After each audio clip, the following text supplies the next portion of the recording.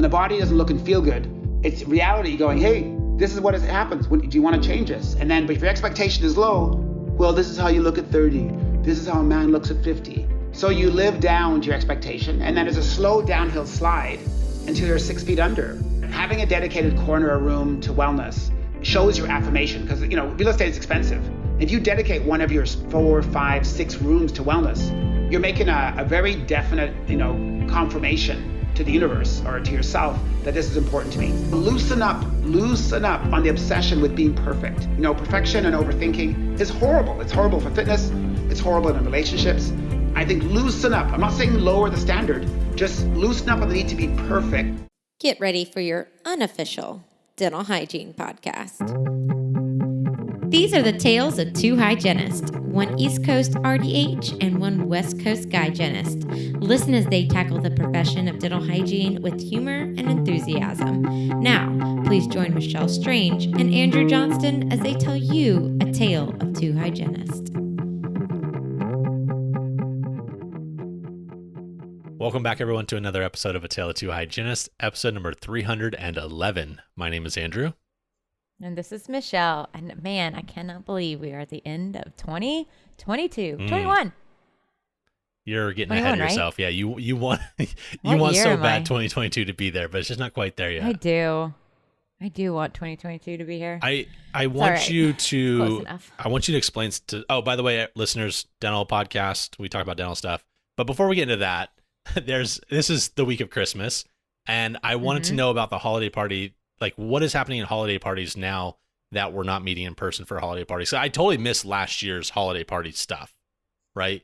And so now, like, all my friends, they're like, oh, I'm having a holiday party. I'm like, you are sitting at your house. What happens at a holiday party?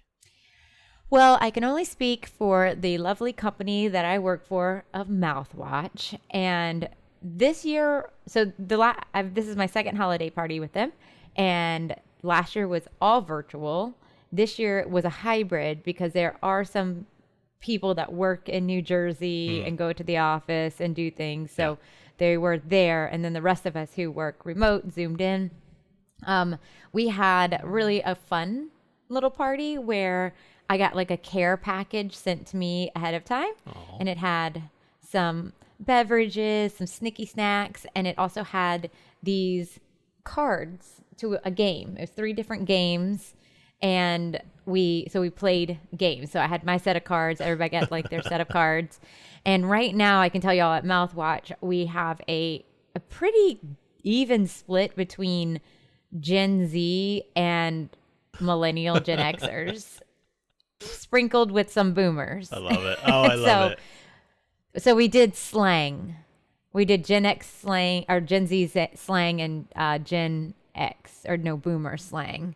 And then we had Yiddish slang as well. So we all got to guess what it meant. Yeah. I actually would be interested to know if you knew any of these for the Gen Z. I say for the boomer or for the Gen Z? I don't know. Some of the boomer one I didn't even know. I was really? Wait, what? Oh, really? One was dropped a dime. When you tell on somebody. That's the boomer. I had no idea. Yeah. I was like, what does that mean? But you're making a call as you tell on somebody. Like for like the payphone, like dropping a dime and like, yeah. Couldn't. The Gen Z one that I knew almost all of them. I felt very proud. Good for you. Very proud. I won't know any of them. How about sipping tea or spilling tea? Okay, I just learned that. That's like gossiping though. Like someone said it to me the other day. I'm like, oh, what are you talking about? But yeah. Spilling the tea. Gossiping. Yeah. A whip. Do you know what a whip is? I mean, probably not the context you're looking for. It's a car. It's a ride. Yeah. No. It's my new whip. Got a new car. Okay. My favorite one is that I like to say is yeet. You know what yeet?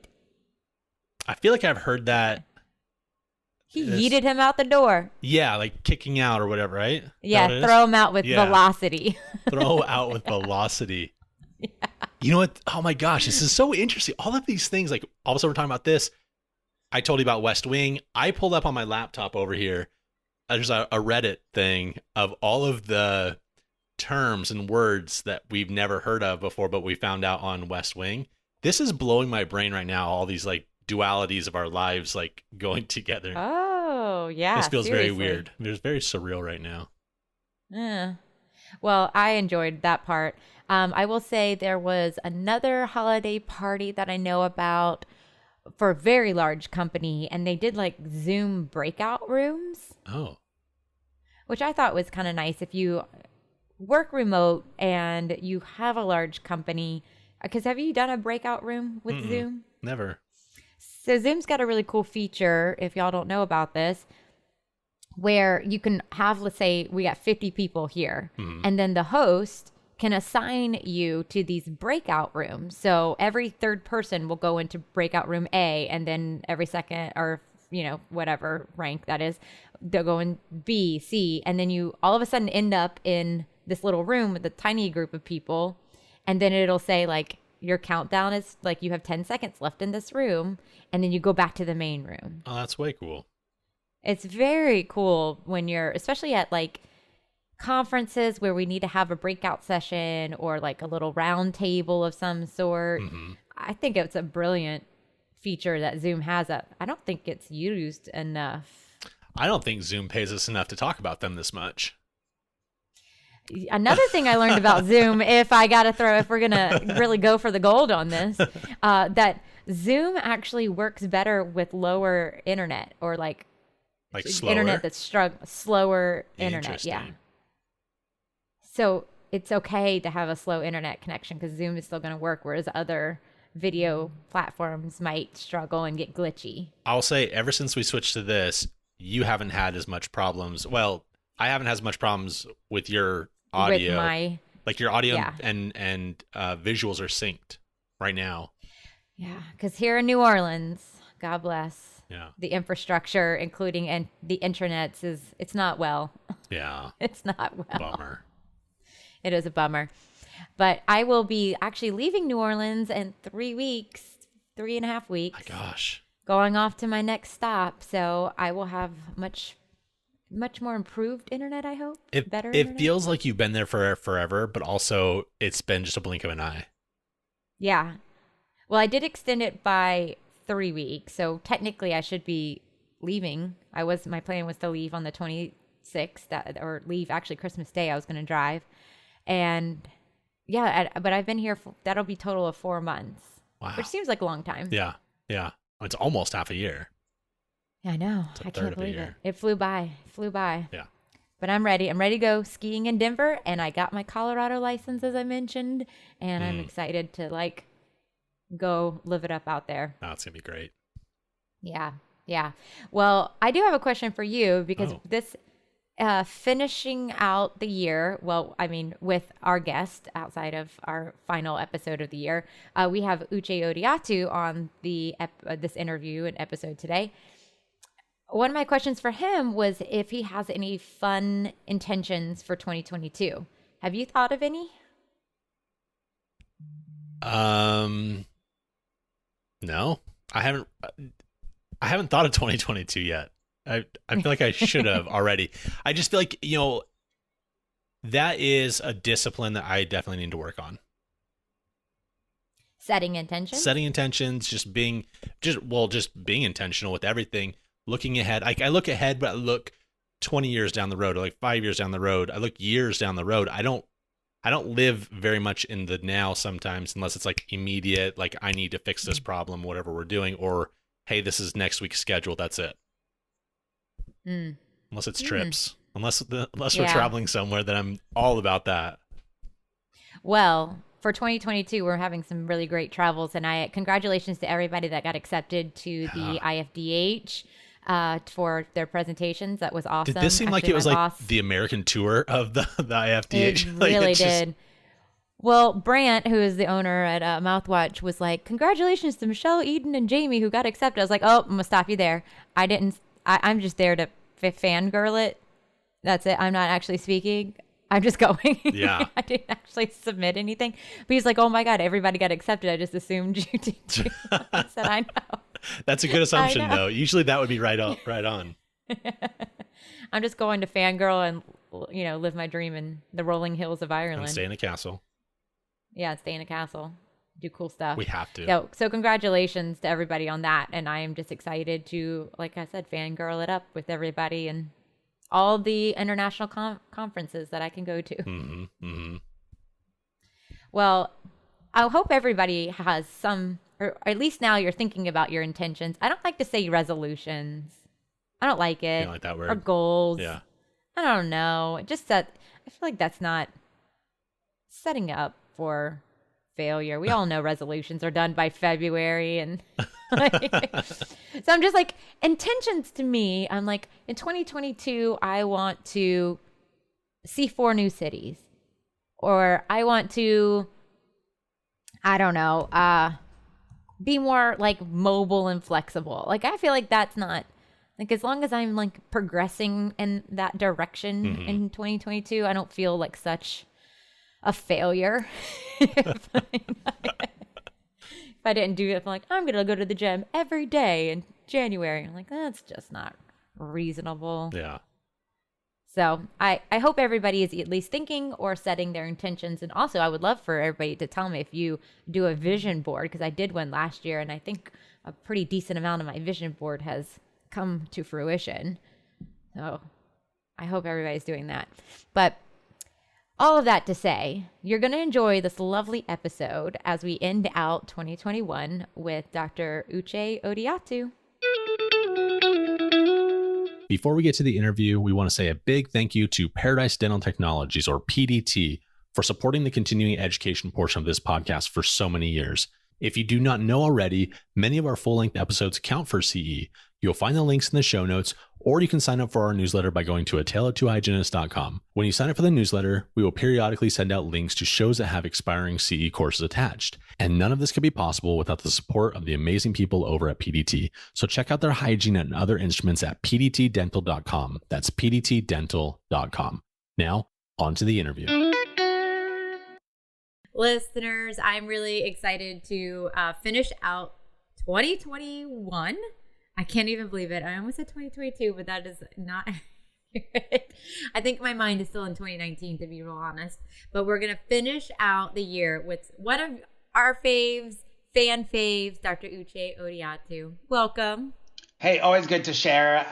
Yeah, it is a great time of year to think health, wellness, and goals, and refreshing and renewal and hope. Like, people want hope. Like, I sense the exhaustion. I sense the global angst. So this is perfect timing for this. Yeah, it really is. And you give such great advice. And so we really wanted just to chat about, how do we finish a year out strong, even if you are having, I don't know, a rough time, or maybe you're doing really well and you want to continue that vibe into 2022. And then how to set expectations and goals, maybe nutrition or physical, whatever that looks like. What are your thoughts on that? Mm-hmm. Well, it's almost like breaking out of old habits. Like Joe Dispenza has got a great book called Breaking the Habit of Being Yourself. And it's really putting your thermostat to a higher setting so you only accept good health. I think many of us have just gotten used to not feeling good, and we think this is the vibe, or now that I'm 30, now that I'm 40. And we live up or down to society's expectations of what 30 looks like, 40 looks like. And we lower our thermostat to a very low expectation, which is pain meds, just getting through the day, getting to the weekend, and then, putting yourself into a numb state and getting back on Monday. So what I really want to do with you is just share that, how to raise your expectation, like raise the thermostat to a new setting. I like that. That's actually really great. So where do we start with that then? What do we start talking about? Mm-hmm. There's so many ways to attack it, right? Like there's lots of things you've heard from your family, like this is how a man looks at 30, this is how a woman looks at 40, don't expect this. And oftentimes our friends reflect our values and expectations. It's pretty hard to be fit when all your friends are unfit. Just like if I have a lot of fit friends and the expectation online is for me to be fit, it's really hard for me to have a night of KFC and 17 Coors Light at an event. People just don't expect that from me. So it's how to encourage your friends and family to appreciate your new setting, and then how you can keep that going. Because I think maintenance is everything. A lot of people have gotten in shape, they just fall out of shape. I think only 1 in 6 people maintain any weight loss past 6 months. So it's got an abysmal success rate. So maintenance is everything, but you need to maintain that higher thermostat, which we talked about earlier. I think it's interesting that you say, like, we had this like mindset of what you're supposed to look at certain ages. Can I tell you a story of how ridiculous I was at 21? Mm-hmm. Okay. So I grew up being a dancer. I did ballet and jazz.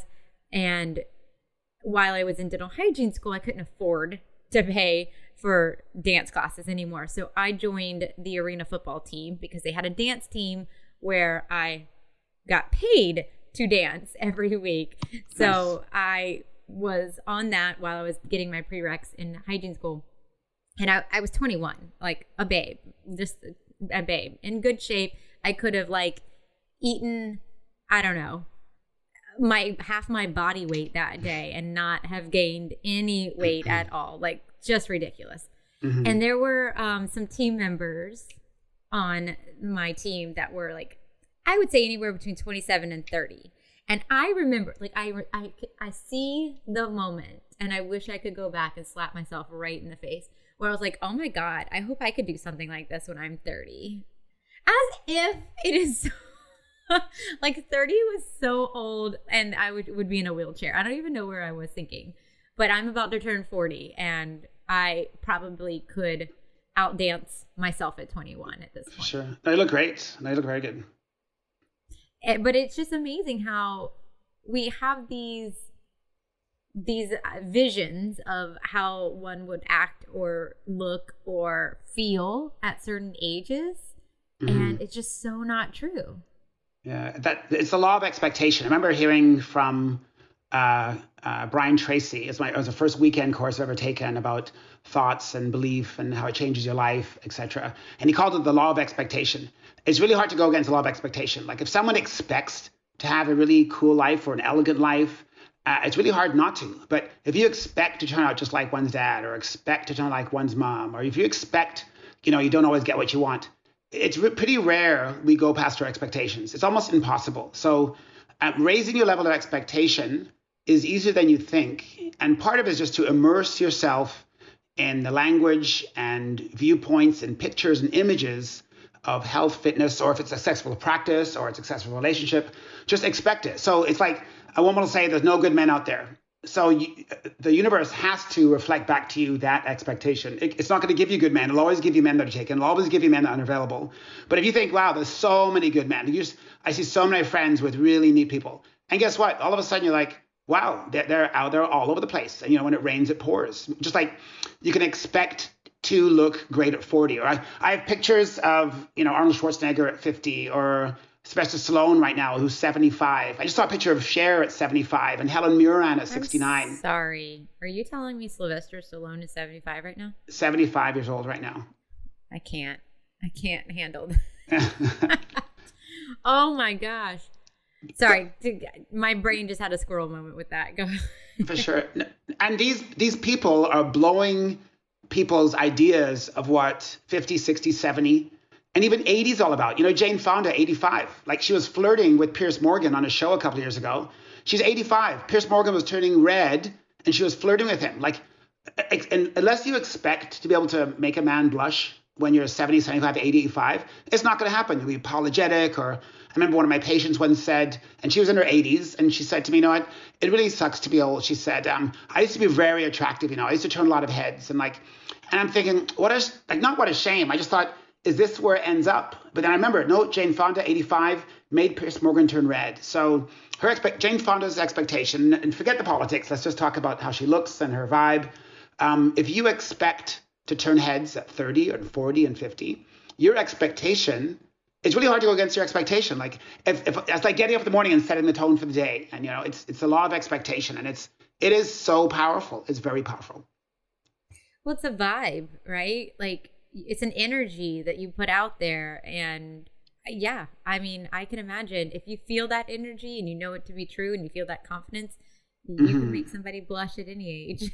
Mm-hmm. No, I have a little in my notes on my phone. Exactly. And every time something happens where I've kind of tweak the universe and it kind of almost like curves back towards me in a good way, I write it down. Because most people think, oh, lucky break. I think, no, another example of the universe reflecting back to me how I feel. Another example of the universe reflecting back to me of my expectation.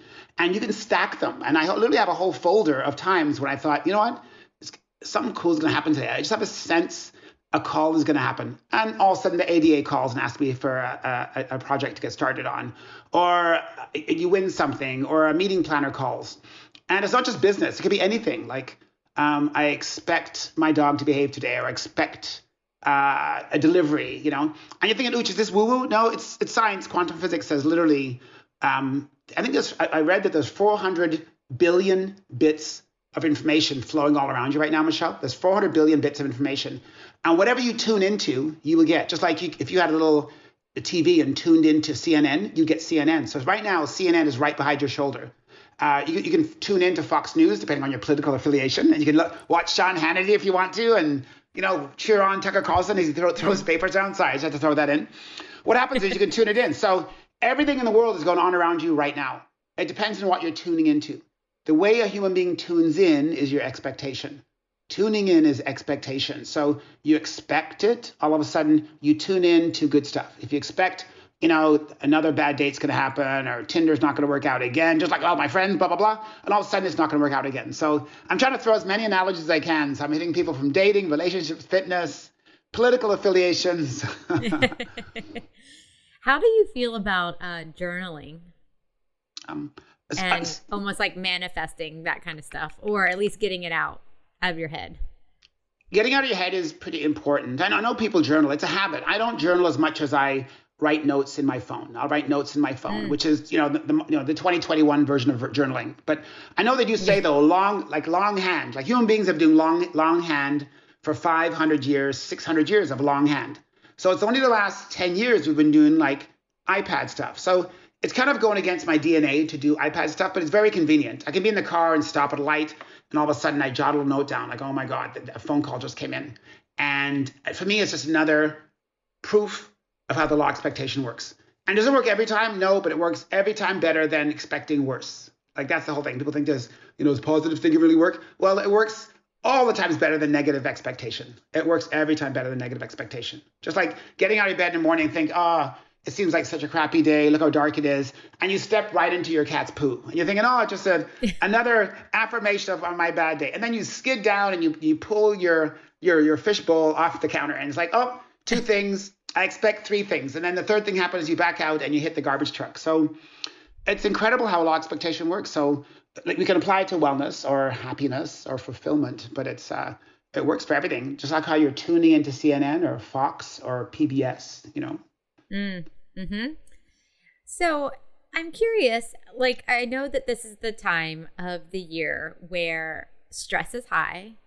Maybe it's because financial issues within the family. It's Christmas time. You got to buy presents. Mm-hmm. Maybe you don't want to be with your family during Christmas and you're being forced to do that. Mm-hmm. Maybe it's even work, like trying to get all the work done before the end of the year. I think all of us in dentistry understand every patient wants to get in now and finally use all of their benefits.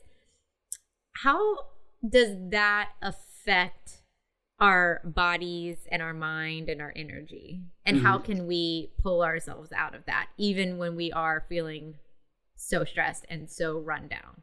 Yeah, good question. I see it showing up in patients' mouths. Like stress shows up in the body. The body is always, there's stories being told by the body all the time. And the body is always giving us messages or happiness or discomfort. I see it in patients. Give an example. So a lady came in, I was going to do a resin or a composite filling on her. And she said, I just got over cellulitis. I was on antibiotics for 4 weeks. I had some cellulitis on my skin and my neck and my back. And in my mind, I'm thinking, everyone has Staph aureus, a bacteria on the skin, but it's only when you're out of balance that Staph gets a hold and you get like a cellulitis. A cut doesn't heal, and then you get an infection, and then a swollen, systemic cellulitis response. And we talked, and then she said, it's been a bad few months. I didn't actually delve into it. It just was on my mind. How I wonder what's going on in her life. Then she goes, my husband passed away in August, and I'm thinking, Sheila, you'd be surprised how whenever you're stressed out or grieving, it lowers the body's immune system because your body stays in fight or flight. Grieving is basically fight or flight, but it can take up to 2 years after the passing of someone you love. And I said, by you grieving, and obviously it's important, your immune system's been put on a hold, and a regular bacteria in your skin, which your body's been fighting your whole life, took hold and grew a number, and then you got a cellulitis. She goes, I had no way. Well, I said, this is how cold sores come up when someone's dating when they're younger, or a canker sore around exam time. And it was just another affirmation of how, unless we ask patients what else is going on, you can then see a link between what they're telling you. And then you seem like you're a wellness guru. And it's not that that's my goal. It's just that it's a continuous affirmation, how people's lifestyle shows up in their mouth. And when you acknowledge it, patients think, I'm in a completely integrated office. Dr. Uche looks after me from head to toe. He gets me. He's a modern day dentist.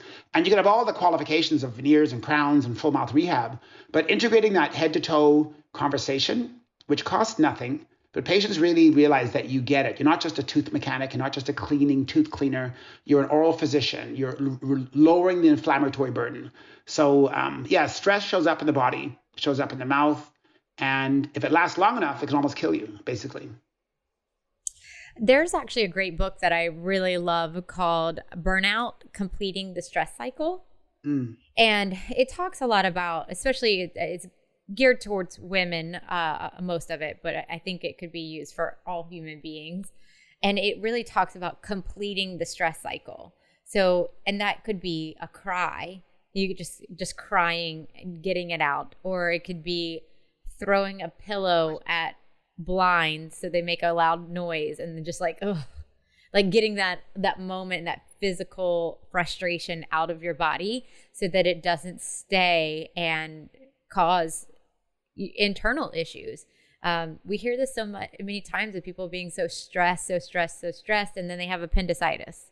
Or like you just said, like she was really stressed out and all of a sudden now she has cellulitis. And, I think some people would say that's woo, but I think also like physical health without acknowledging mental health, it just can't be.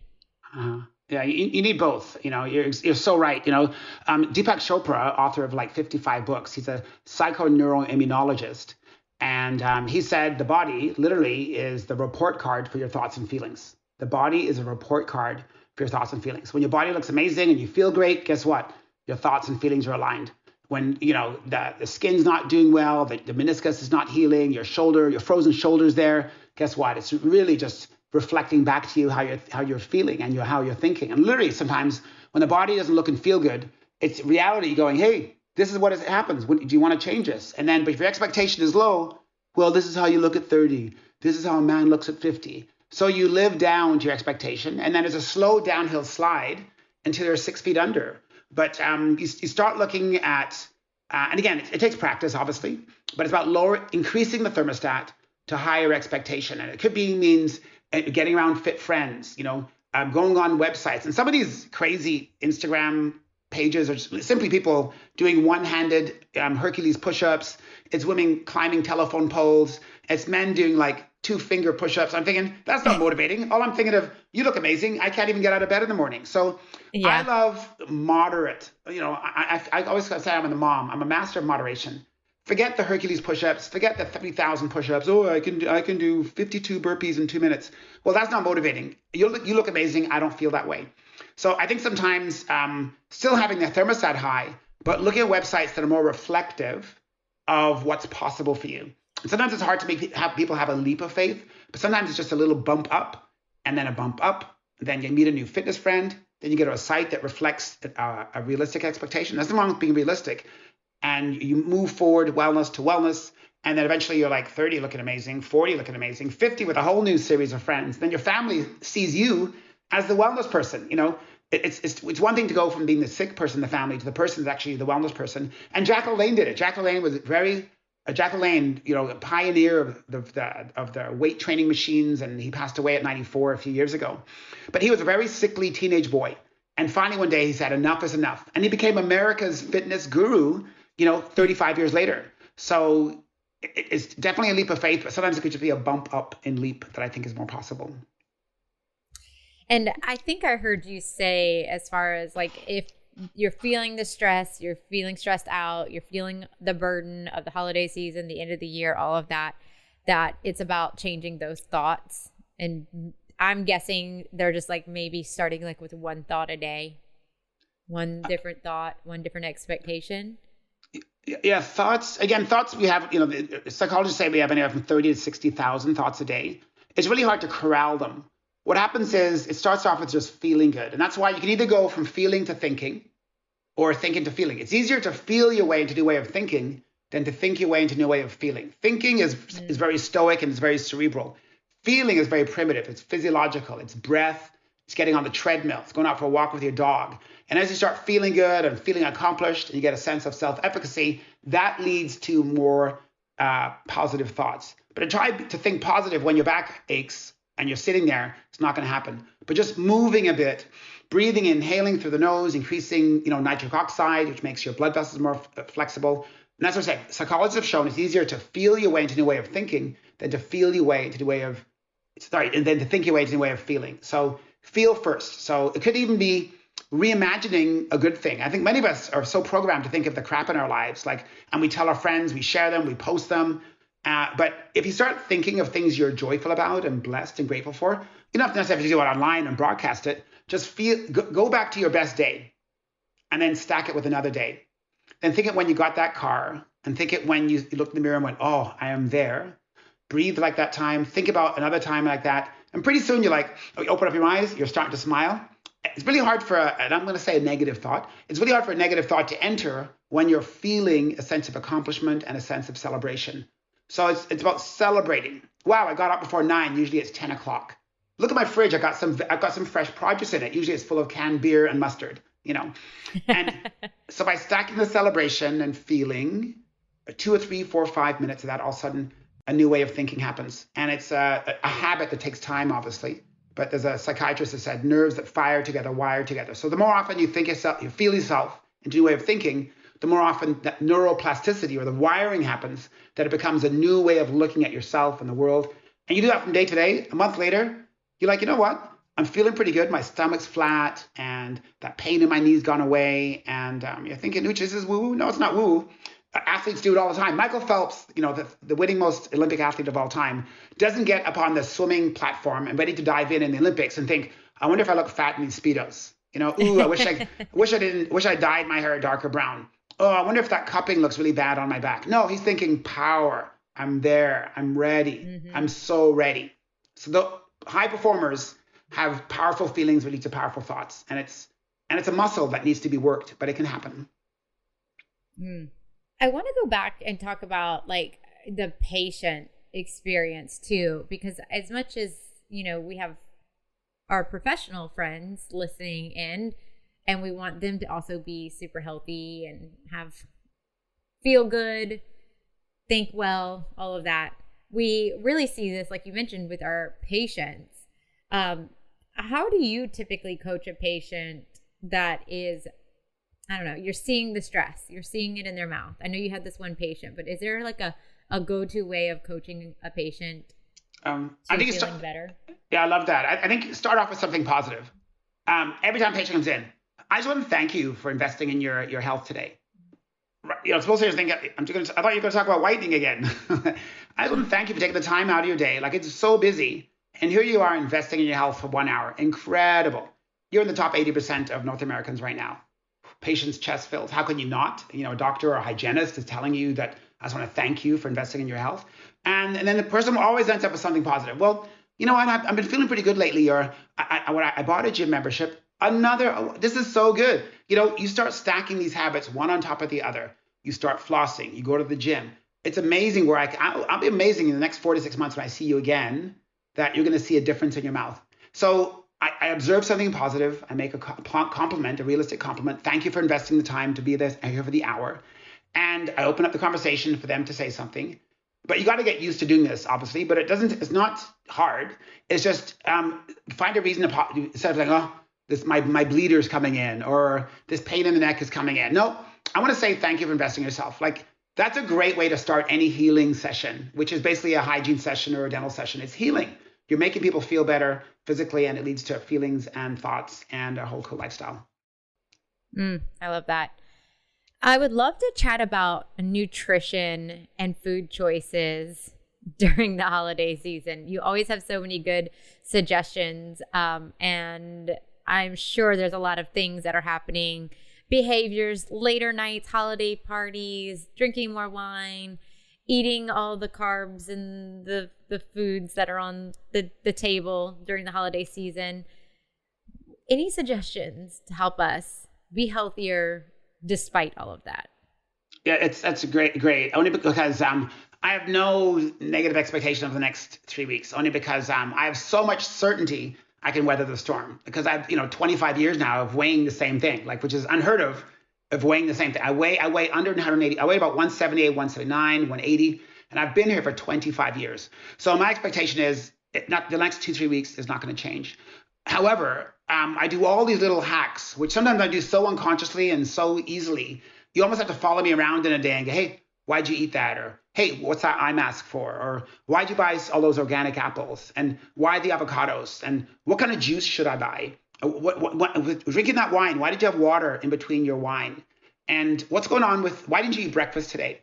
So fasting is one way. And I talk about fasting as being a way. And there's a really good book called The Obesity Code by Jason Fung.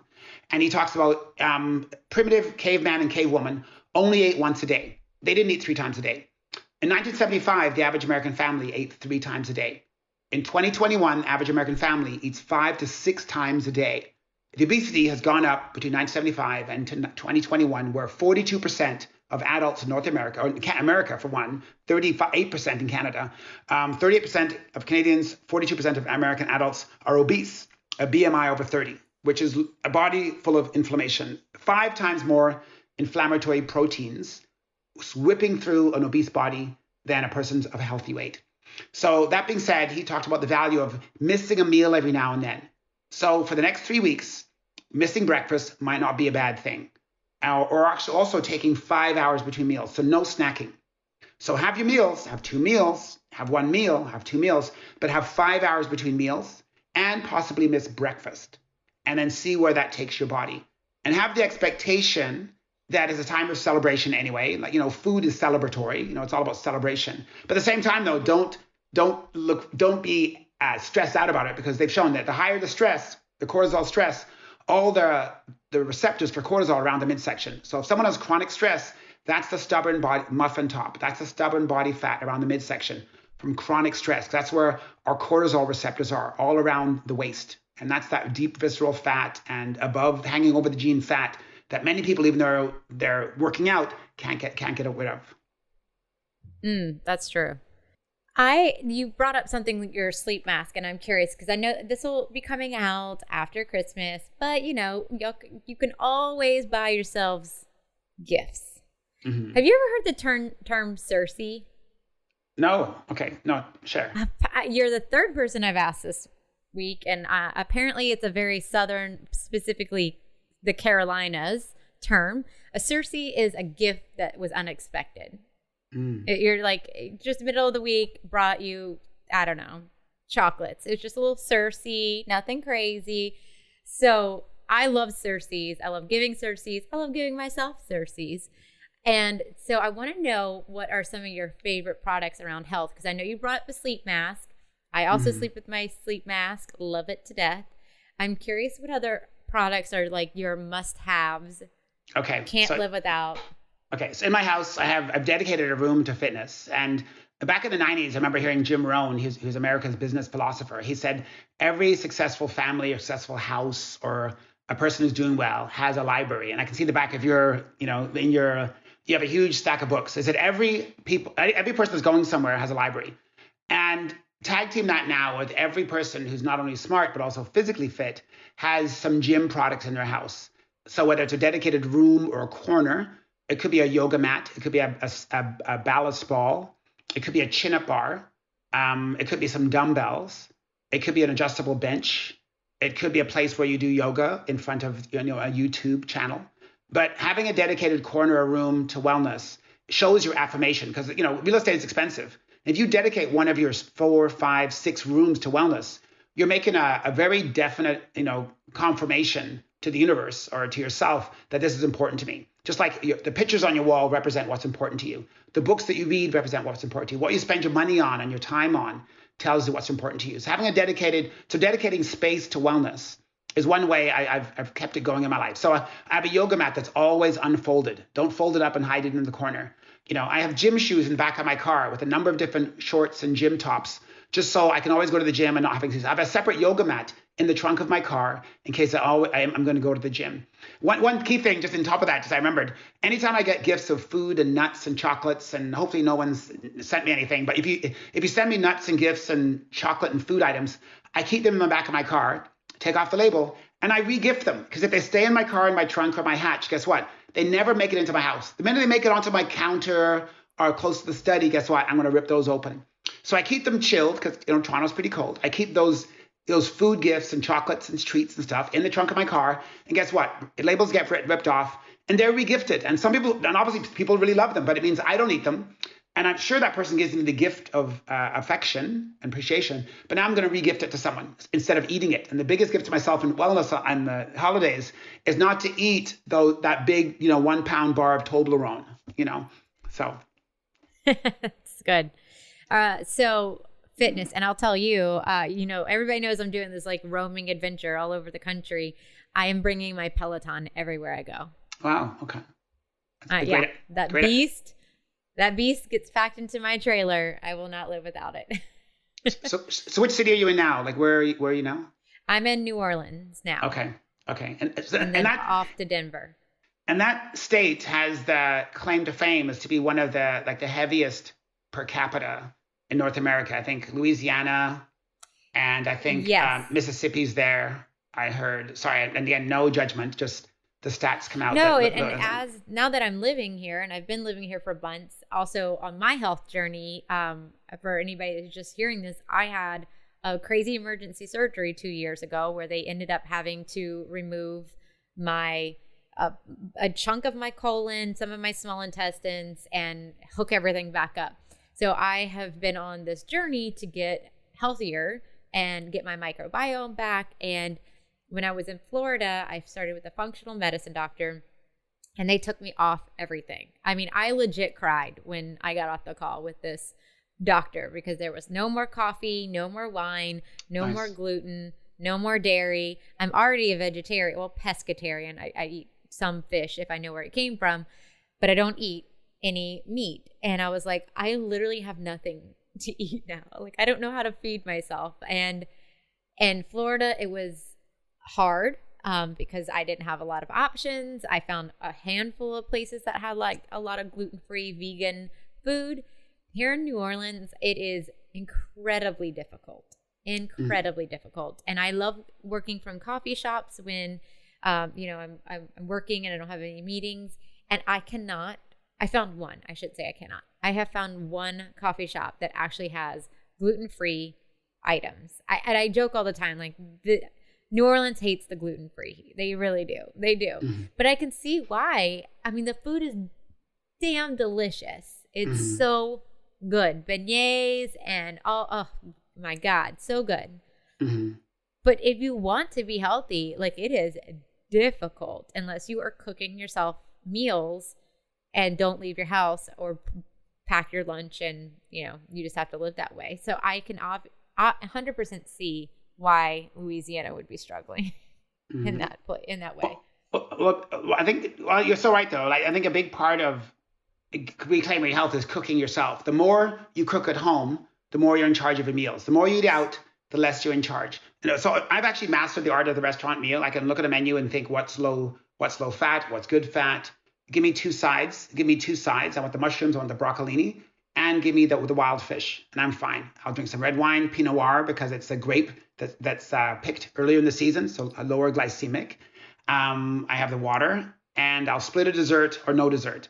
So I've mastered the restaurant thing. But I know the more I eat at home, though, the more I'm in control of what I go into my body. And then it's the report card. It's all about thinking of your body. And if that's one image they can have of themselves, your body is the report card of what you've been feeding and how you've been moving and sleeping the last decade. Our body is the report cards of how we've been moving, sleeping, and feeding ourselves the last decade.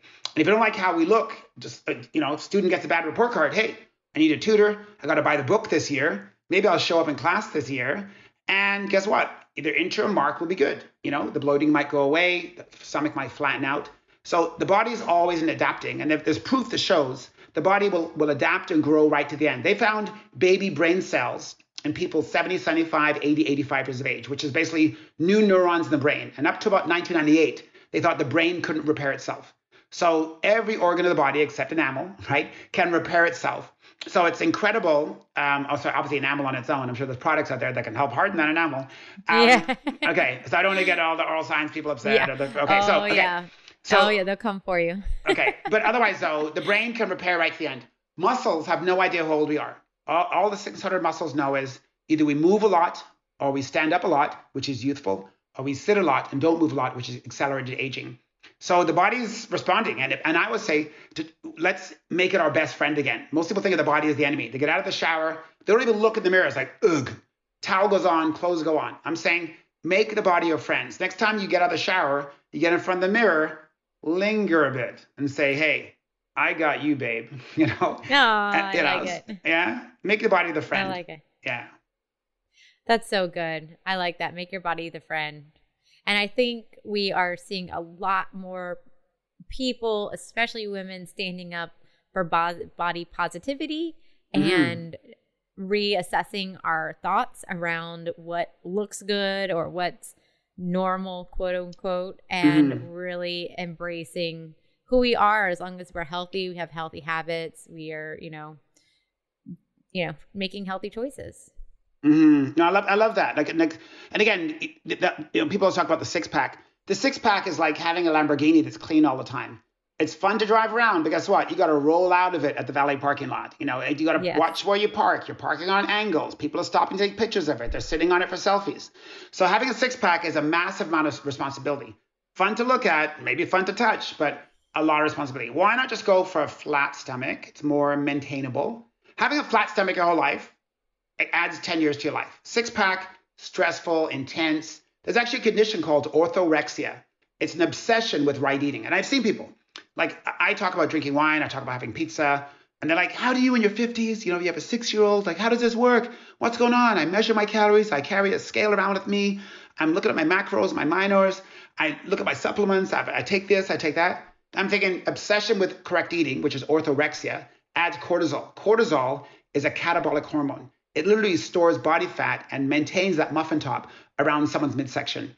So loosen up on the obsession with being perfect. Perfection and overthinking is horrible. It's horrible for fitness. It's horrible in relationships. I think loosen up. I'm not saying lower the standard. Just loosen up on the need to be perfect, which is freaking annoying. And it's annoying to have someone in your life who wants to be perfect. It's annoying to have a dentist that wants to be perfect, or a hygienist, and it has to be perfect. But what I'm saying is loosen up. Still have the thermostat high, but it doesn't have to be perfect all the time. It doesn't have to be perfect, because perfection means you can never celebrate, because it's never good enough. It's never good enough if you want perfection. Well, what's the quote? I'm going to butcher this, but it's like, done is better than great sometimes, or something like just do it. Don't get in the way of, it being out in the world, or you feeling good, or you start moving your body just because you're not doing it perfectly. Oh, I love that. That's really good. Done is better than perfect. Yeah, done is better than great. Just get started. Yeah, exactly. And you said something to me once years ago. I feel like it was after like a Yankee meeting or something. So we were somewhere cold. Yes. I just remember that. And we had been out, had drinks, and dinner and stuff like that. And I was like, I'm surprised that you're out later and you're drinking, and you're like, well, if I don't tell my body what bad looks like, it won't know what good looks like. And I was like, oh, I love that so much, because you can have these moments because you don't have to be perfect, and your body does have the capability of rebounding and restoring itself. Well, it's called hormesis. Every now and then, it's like the cold shower system. Being really comfortable all the time doesn't breed a strong athlete. You become uncomfortable when you have a new trainer. You become uncomfortable when you try interval training. You become uncomfortable eating more wild fish. You become uncomfortable raising your thermostat. So every now and then, this is Wim Hof, the Iceman. He's all these, breath holding and swimming under ice water records. He's at the end of the shower, and don't think you have to have a 10-minute cold shower, which is perfection. Just turn it down to moderate. And that now is your Iceman. Your ice band today is just turning it down a bit so it's warm, and then turn it off. So, but hormesis is all about every now and then doing what may be not good for you. Every now and then have an all-nighter. I'm serious. Every now and then stay out a little later. Every now and then miss a workout. Every now and then have the drive-through fruit. It makes you seem more normal. It makes your family not be tiptoe around you. Oh my God, what's Uche going to eat? I sit at a table at a wedding. It's deserted. Everyone wants to eat the buns and the bread and the butter. And I'm like, where's everyone? We didn't want to eat perfect around you. Hey, trust me. I take out a piece of bread. I lather butter on, I bite it. All of a sudden now I have 6 new friends doing selfies with Uche eating bread. Because I think the master of moderation is the way to go. Celebrating your wins, and not the wins of looking like you did in college 20 years from now. Celebrate the win of getting up a little earlier. Celebrate the win of maybe parking further one day and walking into the office. And just walking into the office from a farther parking spot adds 1,000 steps to your day, on your way to your 5 or 10,000. And I never do 10,000. I do 5,000 is my thing. People say, I do 10,000. Really? When's the last time you did 10,000? Well, it was back in the 60s. Yeah, because 5,000 makes more sense. I'd rather do 5,000 and make time for some weight training, because it's weight training where most people have the hardest time with, because muscle loss is the aging, sarcopenia, losing muscle mass, that kind of shrinkage of the shell. That's where that staggered little short step walk comes from. So get to 5,000 steps. And invest that time in either doing maybe a yoga class or invest that time in a weight training class. So that's my moderation. I don't do 10,000. I don't even worry about 10,000. 5,000 and invest that time in some weight training. Well, it always feels like such an arbitrary number. I feel like the steps, our calories, all the different things are just arbitrary. They were like, 10 sounds good. I'm like, we're all trying to get to this 10,000 and it's just not going to fit in our lifestyle. So then we get down on ourselves. No. Love it. So my last question for you, I'm curious if you have any fun intentions that you're setting for 2022. I guess I kind of let it see what grows on me, but great question. 2022 for me, I'm going to, I haven't thought about it just yet. Like, I remember one time someone said to me that I said I wouldn't mind getting a little healthier. They went, what do you mean a little healthier? So I haven't quite decided what my intention is going to be. I can't tell you. Maybe that's, to be honest, I can't tell you. That's all right. Yeah. So yeah, you caught me off guard. I don't know I don't have a resolution yet or an intention yet, but ultimately though, like kicking it up a notch is not such a bad idea. I think men over 50 oftentimes start winding down. I'm going to start winding down. My prostate gets bigger, but I'm starting to wind down. So why wind down? Like, I'm going to kick it up a notch. Hey, next half of my life is going to be pretty freaking cool. And I can't do it reading the paper and, sleeping until, however long length of time. So I think what I'm going to do is kick it up a notch. And people think, how's that possible? Trust me, you can always kick it up a notch in certain areas. So. Yeah, no, well, that will be fun because you're already doing so many amazing, awesome things. So I would love to see what that looks like for you. That's exciting. Well, thank you so much for taking the time to come on and end the 2021 ATOF podcast year with us. It's been a pleasure. I love what you guys are doing. Love the topics. I see you're delving into everything, like surgery and prevention and mindset. Like you need to attack this life from many different angles to make it magical, So I think health is number one. Ralph Waldo Emerson said health is the first wealth. I remember read this magazine called Smart Money Magazine about a decade ago. 5 steps to become healthy. Right? No, it was 5 steps to become a millionaire. 5 steps to become a millionaire. First one was get healthy. Get healthy. So I thought it was gonna be pay off your credit card debt. No, it was get healthy. To become a millionaire, first step, get healthy. So that was pretty. And that was a financial magazine. So that was pretty wild eye opener for me, or a reaffirmation of what I believe. I love that. So where can people follow you if they're not already? How can they find you? Find where you're speaking at next. Follow you on social.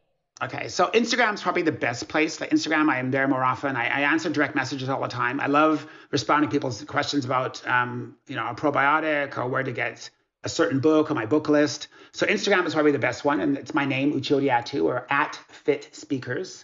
But where I'm going to start off, I think I'm in Atlanta. I'm the dinner speaker, the keynote speaker for the members only meeting. So it's going to be in the aquarium in Atlanta. So there'll be like a room full of 800 people. There'll be like these big, like walls of fish, whales, and beluga manta rays looking at me. Fun. So it's gonna be a mystical kind of connecting, and they really wanted me just to kind of kick off the year because we are exhausted. It's been a year and a half of like, first we thought it was gonna be a few weeks of shutdown, but I sense the global angst, and it shows up in our faces and our posts and the way people feel. So I'm gonna be in Atlanta, raising the vibe and up leveling every audience member, even the fish in the tank. My goal is to kick up those manta rays and those get them excited about their year ahead. I love that. I love it. Yeah. And you have a website? Yeah, it's druche.com. You know what? I've been so busy. For some reason, someone told me that it's been down, so I'm not sure whether my credit card has it. I changed credit cards, but druche.com. So you reminded me. I got to call those people and give them a new credit card. So yeah, you gotta have a website. It's amazing I can get by in life without a website. But you know what? You can't do everything perfect. You do pretty well. I am the master of moderation. I am the mom of this of 2021. Love it. Well, thank you again. My pleasure.